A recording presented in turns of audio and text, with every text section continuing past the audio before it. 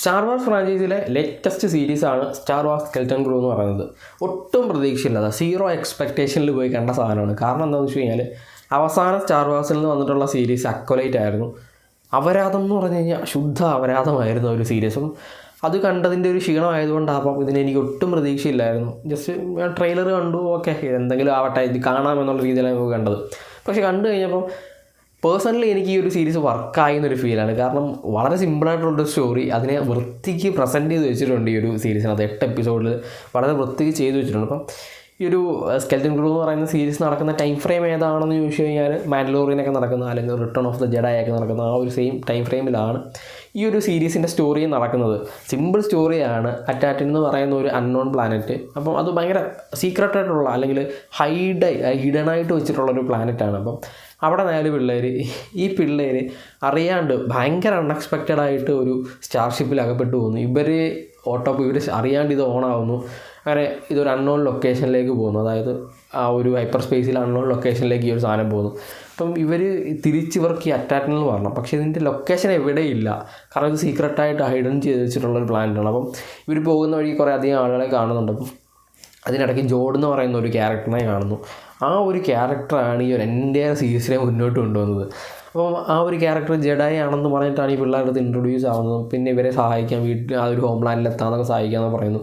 ആ ഒരു ക്യാരക്ടറിൻ്റെ background story അല്ലെങ്കിൽ ആ ഒരു ക്യാരക്ടറിൻ്റെ കുറച്ച് സീക്രട്സ് ഉണ്ട്. അപ്പം അതൊക്കെ റിവീൽ ചെയ്യണം. ആരെ വഴിക്ക് വെച്ച് ഇവർ കണ്ടാലും ഇവരുടെ അടുത്ത് പറയുന്നത് ജോഡിനെ വിശ്വസിക്കരുത്, ജോഡ് തേക്കും എന്നുള്ള രീതിയിൽ പിള്ളേരോട് പറയുന്നു. പിള്ളേരൊന്നും കാര്യം വെക്കുന്നില്ല.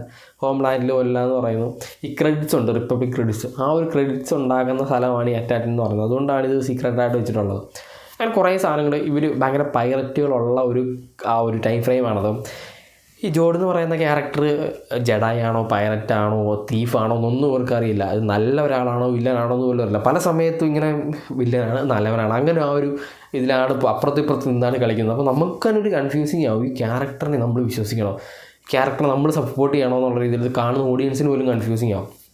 അങ്ങനെ ഈ പിള്ളേർ എങ്ങനെ തിരിച്ച് അറ്റാക്കിലെത്തുന്നു, ഇവരായിട്ടുണ്ടാകുന്ന ഈ പ്രോബ്ലംസ് ഇവരായിട്ട് എങ്ങനെ സോൾവ് ചെയ്യുന്നു എന്നുള്ള സാധനങ്ങളൊക്കെയാണ് ഈ ഒരു സീരീസിനകത്ത് കാണിച്ചു വന്നത്. അപ്പം ജോഡ് എന്ന് പറഞ്ഞ ക്യാരക്ടറിനെ ചെയ്തിട്ടുള്ളത് ജൂഡ് ലോ ആണ്. കിടിലൻ പെർഫോമൻസ് ആണ്. ആ ഒരു ക്യാരക്ടർ ചില സമയത്ത് ഭയങ്കര ഈവിളായിട്ട് നമുക്ക് ഫീൽ ചെയ്യാം, ചില സമയത്ത് നമുക്ക് ഭയങ്കര പാവമായിട്ട് അയ്യോ ആ ഒരു സാധനം ഫീൽ ചെയ്യുന്ന രീതിയിൽ നല്ല രീതിയിൽ പെർഫോം ചെയ്തിട്ടുണ്ട്.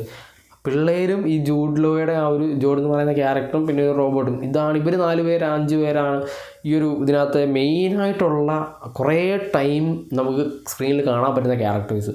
പിന്നെ സൈഡ് ക്യാരക്ടേഴ്സൊക്കെ ഉണ്ട്, പക്ഷേ ഇവരെയാണ് നമ്മൾ കൂടുതലും കാണുന്നത്. അപ്പം ജോഡ് എന്ന് പറയുന്ന ക്യാരക്ടർ ഇല്ലെന്നുണ്ടെങ്കിൽ ഈ സീരീസ് വൻ ഫ്ലോപ്പ് ആയിപ്പോയേനെ. പക്ഷേ ആ ഒരു ക്യാരക്ടർ ഈ ഒരു സീരീസിനെ കൊണ്ടുവന്നൊരു സാധനമുണ്ട്. അത് ഭയങ്കര രസമാണ്. ആ ഒരു ക്യാരക്ടറിനെ പ്രസൻറ്റ് ചെയ്തിരിക്കുന്നത്, ഡിസ്ക്രൈബ് ചെയ്തിരിക്കുന്നതൊക്കെ ഭയങ്കര രസകരമായിട്ടാണ്.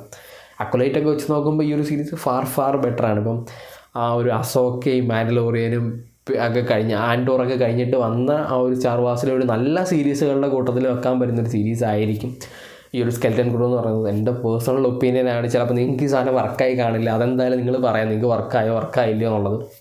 പിന്നെ ഇവിടെ ഇഷ്ടപ്പെട്ട ലൈക്ക് ചെയ്യുക, ഷെയർ ചെയ്യുക, സബ്സ്ക്രൈബ് ചെയ്യുക. നമുക്ക് നെക്സ്റ്റ് വീഡിയോ കാണാതെ. Bye guys.